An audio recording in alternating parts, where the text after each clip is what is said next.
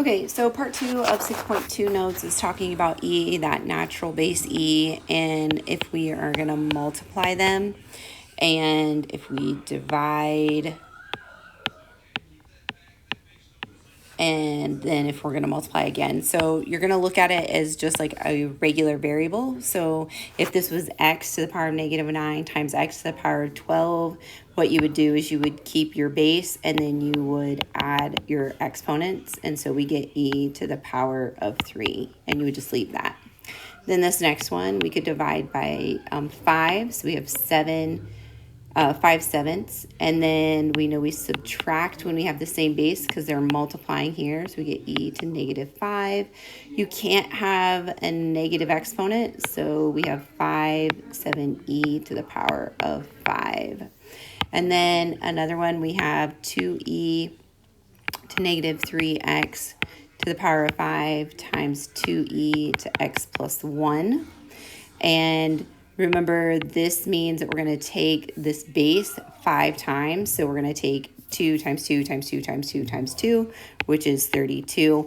Then we're going to take e to the power of -3x, and we're going to multiply that 5 times. Well, when we multiply, we just said when we multiply the same base together, we add our exponents. So we get -15x, and then we're multiplying by 2ex plus 1. Well, with multiplication, we can move things around. So we can say 32 times 2, which is 64. Again, we're multiplying with the same, multiplying the bases of the same, so it becomes e, and we're going to add those exponents. So we get 64e to -14x plus 1.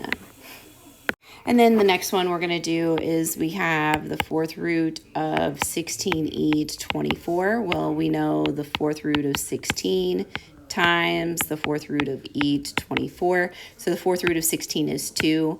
And this becomes, oh, I forgot my x here. So we're going to put an x there. It becomes 24x over 4. And so we get 2e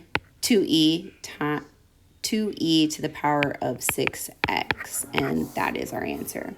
And then we had some graphs that we were going to talk about where the asymptote moves. So if I give you y equals e to the power of x minus 4, so remember that means that it's exponential because the x is in the exponent spot. So we have our x and our y. I'm going to do our coordinate plane here. And so what you need to remember then is this -4 is like your y value, right? Just like all the other graphs that we've talked about. So what happens is when that y equals 0, that asymptote where the parent function, now it's moving down 4. 1, 2, 3, 4. So it's going to be here. And so now my graph is going to get really close to that, okay? And so we can do our t-chart with 0, 1, 0, 1, and -1. Again, you can use any x values. I just choose these so I can get points on all sides, right? And we get it at -3, so we have our point here. We get -1.28 after we do all of the math. And so this is a positive 1, sorry. And this is a -1. And so when we go to +1 and we go, it's about here, right? Because it's a negative. And then when we have a -1, it becomes -3.63. And so it gets really close here. And what we find is the graph looks like this. Remember what I talked about is the point that is closest to that asymptote is where the function flattens out. Then we talk about our domain. Our domain did not change, just like the parent function, so it's -infinity to +infinity. And our range then did change, though. It's to -4 to +infinity.